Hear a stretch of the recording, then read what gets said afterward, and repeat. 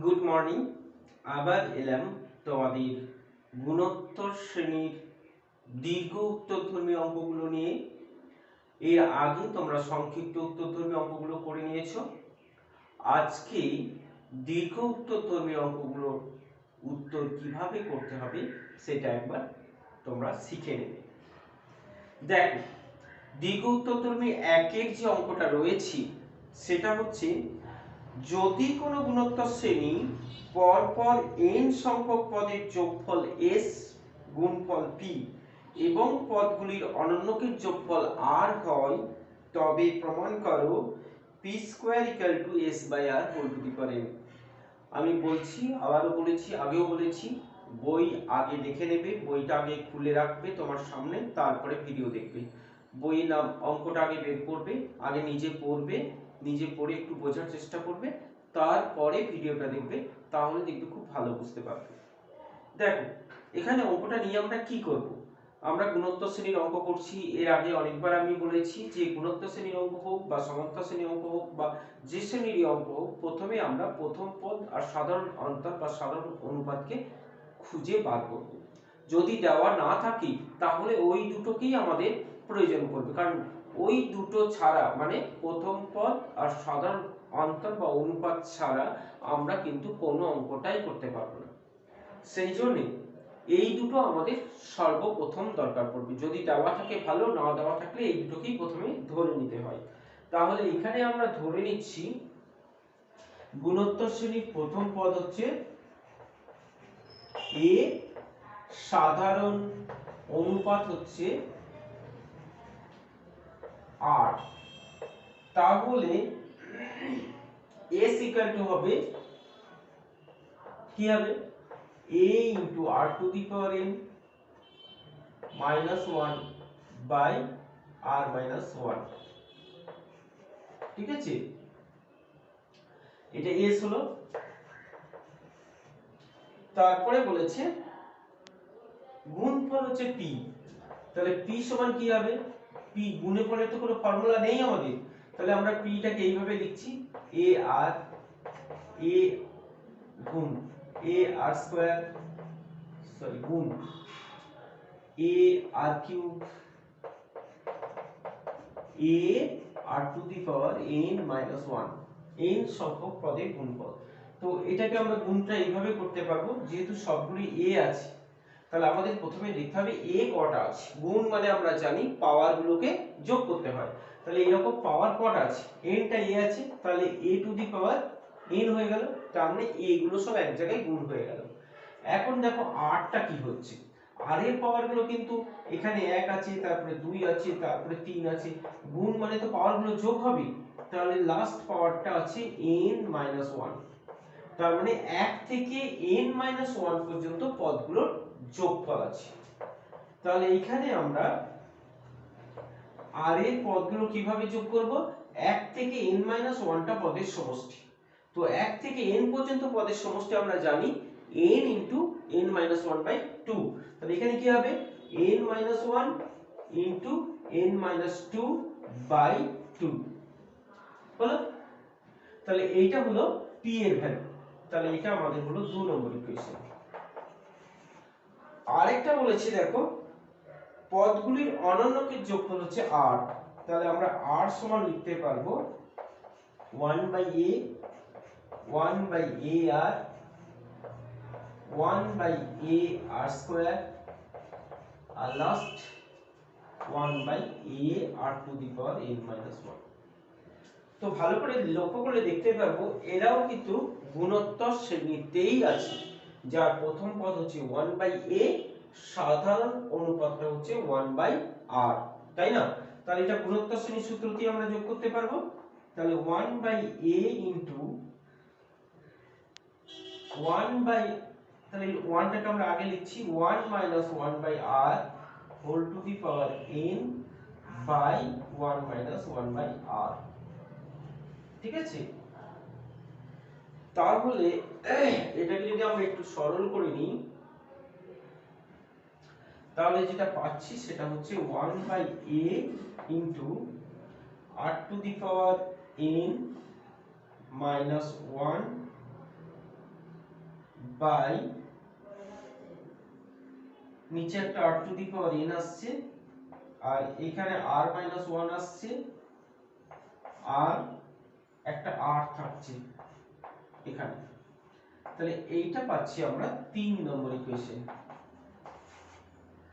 এই তিনটে ইকুয়েশন থেকে আমাদের প্রমাণ করতে হবে P square equal to S by R whole to the power n। দেখা যাক, এখন প্রমাণ করতে হবে P square equal to S by R whole to the power n। তো আমরা রাইট হ্যান্ড সাইডটাই নিচ্ছি, তাহলে রাইট হ্যান্ড সাইড নিচ্ছি S by R whole to the power n। এটা s, তার মানে এর মানটা বসালে আমরা বসাবো a into r to the power n minus 1 by r minus 1 by s এর মান বসালাম। এখন আমরা r এর মানটা বসাবো, r এর মান হচ্ছে এটা 1 by a into r to the power n minus 1 into r by r to the power n into r minus 1, এইটার হোল পাওয়ার আছে n। ঠিক আছে, এটাকে আমি একটু সরল করে নেব। আমরা জানি ফার্স্ট লাইন আর ফোর্থ লাইনে গুণ হয়, তাহলে a ইনটু a, তাহলে a square r to the power n minus 1 into r to the power n into r minus 1, এগুলো গেল সব ফার্স্ট লাইনে। সেকেন্ড লাইনে আসবে r মাইনাস 1 একটা আসছে, r to the power n minus 1 একটা আসছে, আর একটা শুধু r আসছে। তাহলে এটা কেটে যাচ্ছে, এটাও কেটে যাচ্ছে, whole to the power n আছে। হলো, আমাদের p টা দরকার, p আনতে হবে। p তে আছে দেখো a two the power n,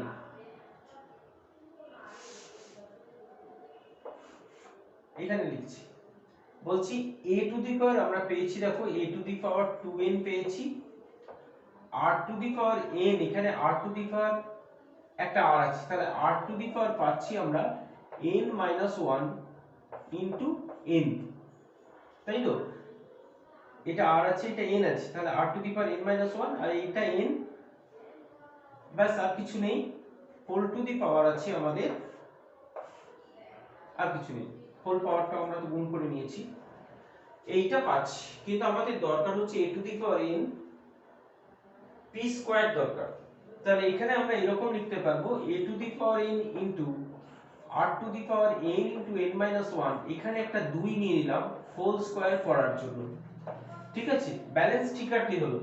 দেখো একটু, এইটার সঙ্গে এটা গুণ করলে এটা 2n মিলে যাচ্ছে, আর n into n plus 1 by 2 এর সঙ্গে 2 গুণ করলেও এই 2টা কেটে গিয়ে এটাই পড়ে থাকছে। তাহলে এই লাইন আর এই লাইন একই আছে, তাই না? আর একটা কি করেছি আমি, p টা কিন্তু আমি এখানে নিয়ে চলে এসেছি, তাহলে এখানে p হয়ে গেল। তাহলে এখন আমরা লিখতে পারবো এটা সমান হচ্ছে p স্কয়ার, তার মানে right hand side, left hand সাইডে আমরা পৌঁছে গেলাম। বুঝে গেছো নিশ্চয়ই? তারপরে 1-এর 3 নম্বর, দেখো 1-এর 3টা কি বলেছে একবার পড়ে নাও বইয়ে। কোন গুণোত্তর প্রগতির প্রথম n সংখ্যক পদের সমষ্টি হচ্ছে s, প্রথম 2n সংখ্যক পদের সমষ্টি 5s, তারপরের অংশটা প্রমাণ করতে হবে, যেটা সেটা হচ্ছে 3n সংখ্যক পদের সমষ্টি 21s, এটা প্রমাণ করতে হবে। তো দেওয়া তথ্যগুলোকে প্রথমে আমরা তুলে নেব, তার মধ্যে যেহেতু গুণোত্তর শ্রেণীর প্রথম পদ দেওয়া নেই, ওটাকে আমরা ধরে নেব। তাহলে ধরে নিচ্ছি প্রথম পদ হচ্ছে a, সাধারণ অনুপাতটা r। এবার দেওয়া তথ্যগুলোকে আমরা তুলে নেব। তাহলে এখানে দেওয়া আছে কি, s ইকুয়াল টু হচ্ছে মানে n সংখ্যক পদের সমষ্টি a into r to the power n minus 1 by r minus 1, এটা এক নম্বর।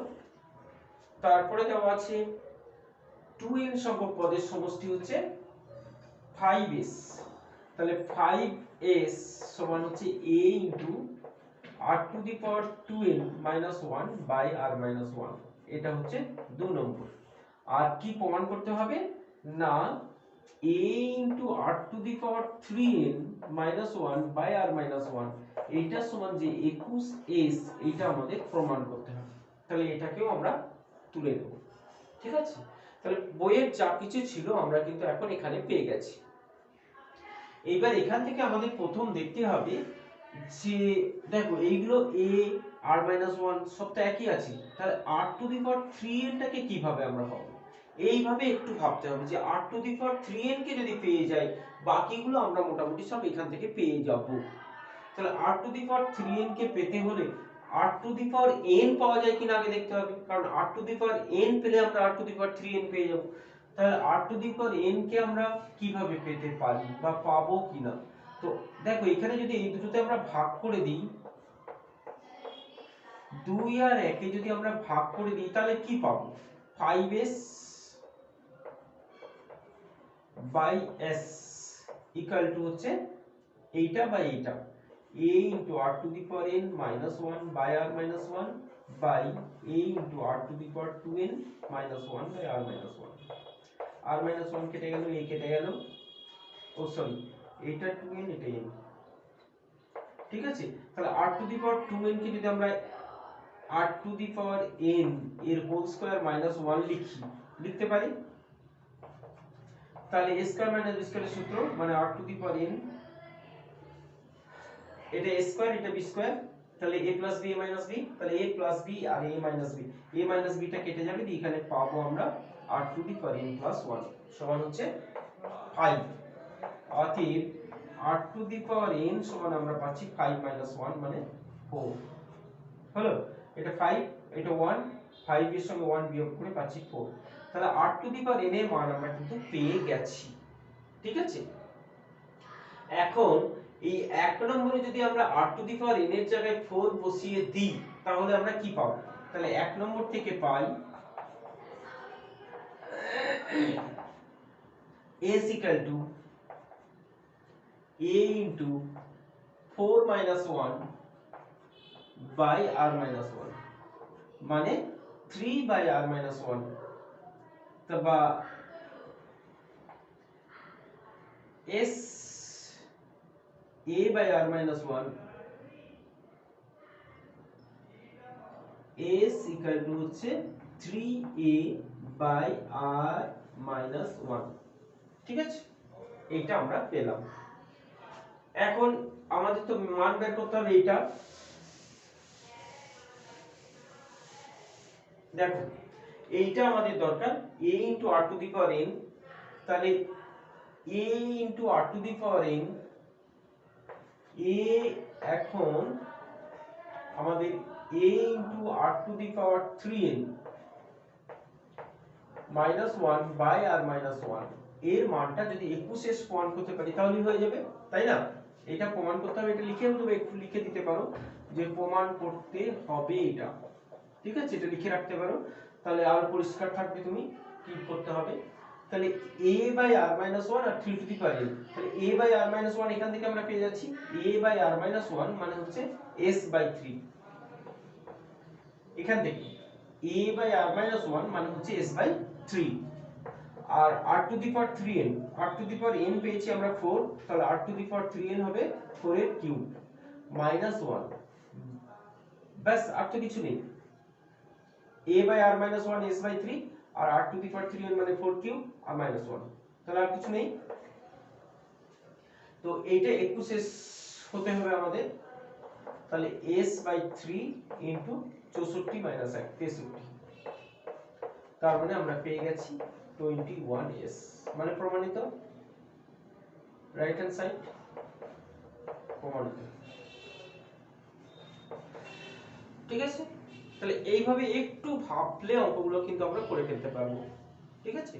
তারপরে 2 এর অঙ্কটা বাড়িতে নিজে করবে, n এর ক্ষুদ্রতম মান বার করতে বলবে, প্রথমে যোগফল বার করবে n সংখ্যক পদে, তারপর সেটা হবে 3000 এর চেয়ে বেশি মানে গ্রেটার দেন 3000, ঠিক আছে। যোগফল যত হবে তত গ্রেটার দেন 3000, ওখানে একমাত্র আননোন রাশি থাকবে n, ওখান থেকে n এর পূর্ণ সংখ্যার মান মানে যদি ভগ্নাংশ আসে ঠিক পরবর্তী যে পূর্ণ সংখ্যাটা আসবে সেটাই হবে n এর মান। ঠিক একই রকমের অঙ্ক দেখো 3 এরটা একই রকমের অঙ্ক, এখানেও আমরা প্রথমে Sn টা বের করে নেব। দেখো এটা গুণোত্তর শ্রেণীতে আছে, যার প্রথম পদ হচ্ছে 1, সাধারণ অনুপাতটা হচ্ছে 1 এর 2, তাহলে 1 মাইনাস 1 এর 2 হোল টু দি পাওয়ার, এখানে পাওয়ারটা n মাইনাস 1 আছে, এটা ভুল করবে না কোনো সময়, পাওয়ারটা n মাইনাস 1 আছে কিন্তু পদ আছে এখানে n টা, আর এখানে a into r 1 minus r to the power n হয়, n বলতে যতগুলো পদ আছে, বাই 1 মাইনাস হাফ, তার মানে 2 to the power n minus 1 by 2 to the power n into 1 minus 1 এর 2 মানে হচ্ছে 1 বাই 2, তাহলে এখানে আরেকটা 2 আসছে, এইটা পেলাম আমরা Sn। এখন শর্তটা দেওয়া আছে 2 minus Sn less than 1 by 100, 2 minus Sn less than 1 by 100, তাহলে 2 মাইনাস Sn হচ্ছে এটা, তাহলে Sn মানে হচ্ছে 2 into 2 to the power n minus 1 by 2 to the power n less than 1 by 100, তাহলে 2 into 2 to the power n minus 2 into 2 to the power n plus 2 by 2 to the power n less than 1 by 100, এটা কেটে যাচ্ছে, তাহলে আমরা পাচ্ছি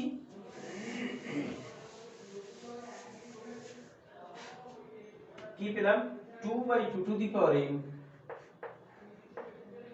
less than 1 by 100, বা 1 by 2 to the power n minus 1 less than 1 by 100, বা 2 to the power n minus 1 greater than 100, এখানে ভুল করবে না কিন্তু, কারণ 100 less than 2 to the power n minus 1 মানে 2 to the power n minus 1 টা হবে 100 এর থেকে বড়।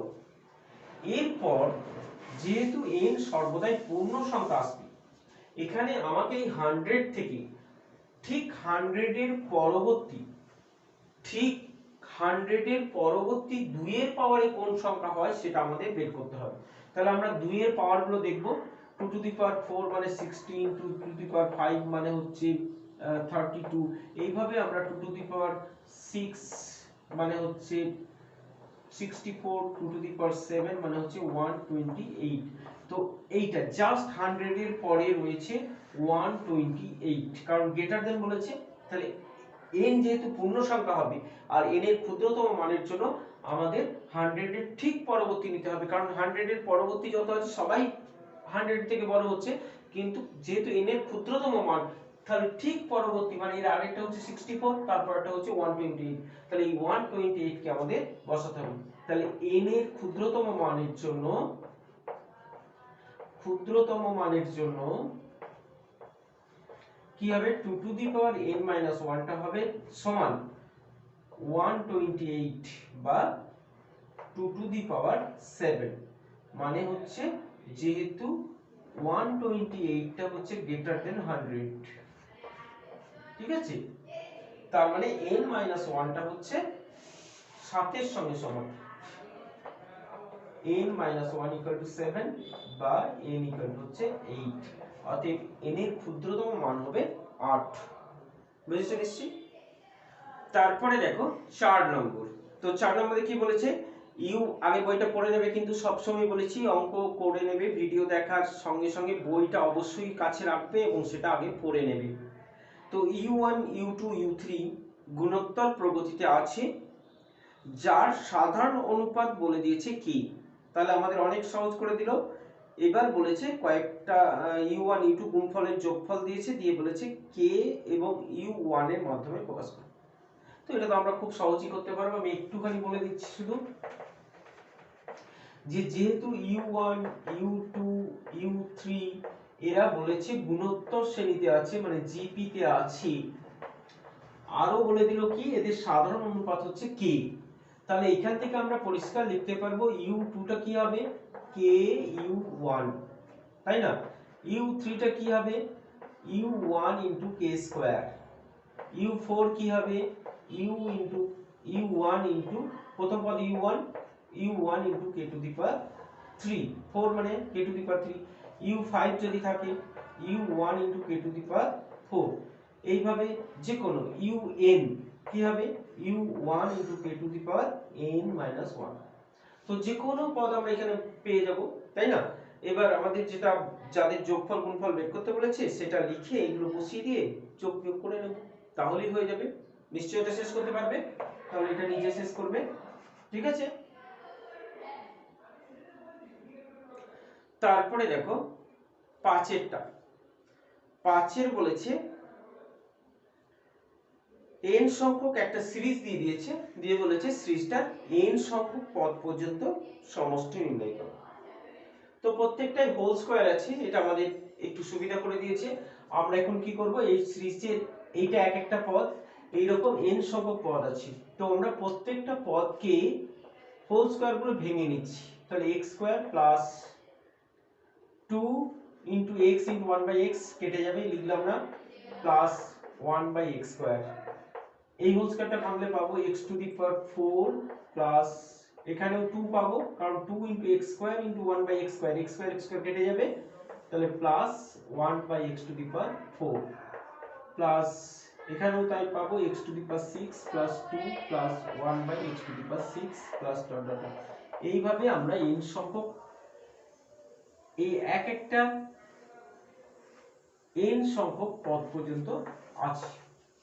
ঠিক আছে, তাহলে এইবার আমাদের এই সিরিজটা তিনটে সিরিজ হয়ে গেল। এখানে আমরা যদি প্রথমগুলো নিই, ব্র্যাকেটে যদি প্রথমগুলো নিই, তাহলে পাচ্ছি x square plus x4 plus x6, এইটা আমাদের n সংখ্যক পদ পর্যন্ত হবে, প্লাস 2 প্রত্যেকটা 2 গুলো আমরা যদি নিই তাহলে 2 ইনটু n সংখ্যক পদ পর্যন্ত, মানে 2 প্লাস 2 প্লাস 2, তাহলে এটা 2n হয়ে যাবে, প্লাস 1/x স্কয়ার মানে থার্ড টার্ম গুলো 1/x square plus 1/x4 plus 1/x6, এটাও আমাদের n সংখ্যক পদ পর্যন্ত চলে যাবে।